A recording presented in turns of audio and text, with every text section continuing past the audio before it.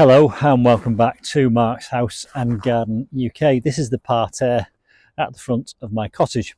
If you follow my channel, you will know that this is the first project that I did when I moved into this cottage 3 years ago. This was a cottage garden. It was a little bit overgrown and untidy because the people I bought the property off didn't actually live here. So I decided I wanted a parterre because I had one in my previous house. I love parterres, and that's what I went ahead and did. Now this is Buxus Sempervirens box plants, or boxwood, and some people won't touch this with a barge pole because it's prone to two types of complaint or disease. The first being boxwood caterpillar and the second being box blight. And once you get those things in your boxwood, it's difficult to get rid of them. There are things you can do to try and prevent them, and I did do a video on preventing box blight and I'll link to it below this one. However, this is fine. It's in its third winter, coming into its fourth summer. But when I look around here, I can see that some areas are starting to look a little bit tired. There's a patch here which is a kind of a faded greeny brown colour, and over here right at the back in this corner, a really unhealthy strip of boxwood there. And if you didn't know better, you could be panicked into thinking that that was box blight, or even worse, box tree caterpillar, but I'm 99% certain that it isn't. The reason this is looking tired in places is because it is tired. It's had 3 years in the ground, and what you have to remember is there are 150 plants in this area, all with their roots down into the same soil, sucking up the nutrients. So the reason it's looking tired is because we're at the end of winter. There's no more nutrients left in the soil.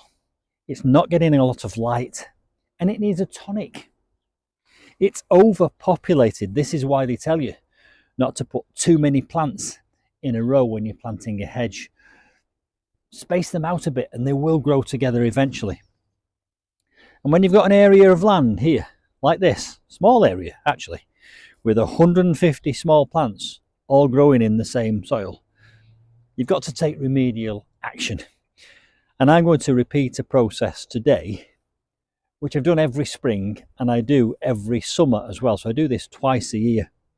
And I'll drop in some footage of what this looks like when it's at its best at the height of summer, just before I prune it. And by the way, I only prune this once a year. Some people prune them twice a year to keep them really tight. But my understanding is having a really tight hedge stops the air getting through it, and that can make it prone to blight, which is a fungus. You want ventilation. So I'm going to repeat a process now in this video. I'll show you what I'm going to do, which will give this parterre a tonic. And in the summer, when I give you an update, you'll see that this will respond well, as it always does and always will, providing I can prevent it from getting blight or box tree caterpillar. Right, I'm going to explain what I'm going to do. I bought 2 pots of all-purpose plant food. Now, if you know anything about gardening, you probably already know that plant food is generally made up of 3 different ingredients, which is the N, the P and the K. The N is for nitrogen, the P is for phosphorus, and the K is for potassium. And those 3 ingredients do 3 different things. And I believe for foliage, which is what a boxwood parterre hedge is, it's potash it needs, which is potassium. So if you possibly can, get one with a higher percentage of potassium. Notwithstanding that, any general purpose plant food will do the job. This is a top dress that I'm going to apply here. Now underneath these plants is a weed fabric, and then there's 2 inches of gravel. And I did think about going around and lifting all the gravel up and lifting the weed fabric and putting this around the roots. But I realised that that wasn't really necessary, because if I apply a top dress to this, and I'm struggling to get into the top because it's got one of those plastic films on, so I'm just going to use my glasses to just break through there. If I apply a top dress to this and it goes into the gravel and it's slow release, if you think about it, it can't go anywhere else, can it? It's got to go down. It's got to leach down with the rain. It's pretty level. It's not going to run off.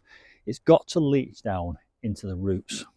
So I'm going to use a little glass cup here and put measured amounts across the top. I'm measuring the amount so that what I've got in here does the whole job and I don't use it all on one end. And you can see that I'm just putting that across the top. It is literally a top dress. I'm going to be very generous. It's slow release. So I'm going to use both of these pots and I'm going to sprinkle them all over. And when I've done this in a moment, I'm going to wet it. The reason I'm wetting it is because I want to start the process of this slow release fertilizer dissolving and breaking down. And when it starts to dissolve and break down and leach down into the soil, it will make contact with those roots, and those roots will start to suck up all the nutrients. And this is the perfect time of year to be doing this. We're mid to late February, so the ground will be warming up beneath these plants, and that will be stimulating the roots into growth, and they will then take this on board, and before we know it, we'll have lots of lovely fresh green growth. I don't know if you noticed, but I've used all of one of those on this half. Gonna go ahead and do the other half using the other bottle. It seems extravagant, but I bought that off Amazon. I think they were about £6 or £7 each, which really, for the amount of pleasure I get out of this parterre, is nothing. I'll also sprinkle a little bit around the base of these trachycarpus. I'll put the link to this general purpose plant food underneath this video. And one last thing I'll say, as you watch me water this in, I got these plants from Hedges Direct and they've been brilliant, and I think they have a 20% special offer on at the moment off all their stock. So again, I'll put the link to that business. Whereas I do get commission from Amazon, I'm not on any commission from Hedges Direct, but I'm very happy to recommend them. Hope you've enjoyed that, and do come back soon when I show you the results of this when it starts growing. Bye for now.